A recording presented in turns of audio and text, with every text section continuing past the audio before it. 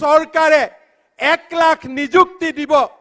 সেই সময়ত কোৱা হৈছিল ই নিৰ্বাচনী চমক ই নিৰ্বাচনী ভেলকিবাজি শ্ৰদ্ধাৰ ৰাইজ আজি আপোনালোকৰ সন্মুখত থিয় হৈ মই গৌৰৱেৰে সৈতে ক'ব খুজিছো আৰু মাত্ৰ 903টা নিযুক্তি হলেই আমি 1 লাখ নিযুক্তিৰ সেই মাইলৰ খুঁটাত গৈ আমি থিয় হম এখন গৌৰৱী অসমৰ আজি আমি পৰিচয় ভাৰতবৰ্ষত নিৰ্মাণ কৰিম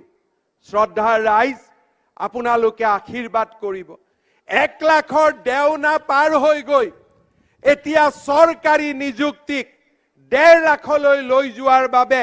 আমি ধাৱমান হ'বলৈ সংকল্প গ্ৰহণ কৰিছো অসমত আজি এনে এখন চৰকাৰ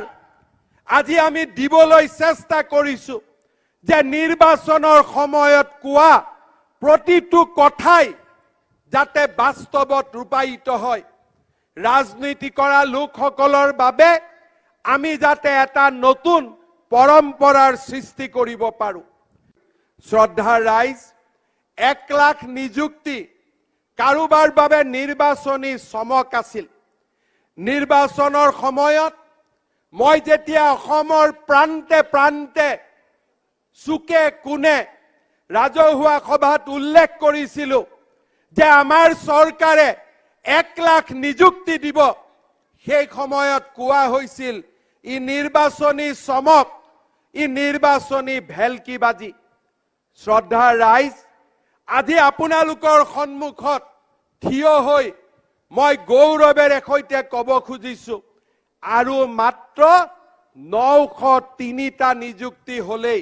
আমি 1 লাখ নিযুক্তিৰ সেই মাইলৰ খুঁটাত গৈ আমি থিয় হম এখন গৌৰৱী অসমৰ আজি আমি পৰিচয় ভাৰতবৰ্ষত নিৰ্মাণ কৰিম শ্ৰদ্ধাৰ ৰাইজ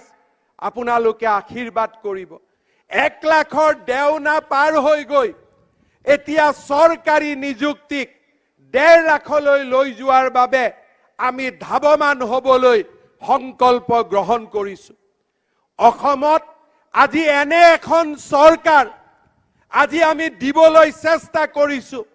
যে নিৰ্বাচনৰ সময়ত কোৱা প্ৰতিটো কথাই যাতে বাস্তৱত ৰূপায়িত হয় ৰাজনীতি কৰা লোকসকলৰ বাবে আমি যাতে এটা নতুন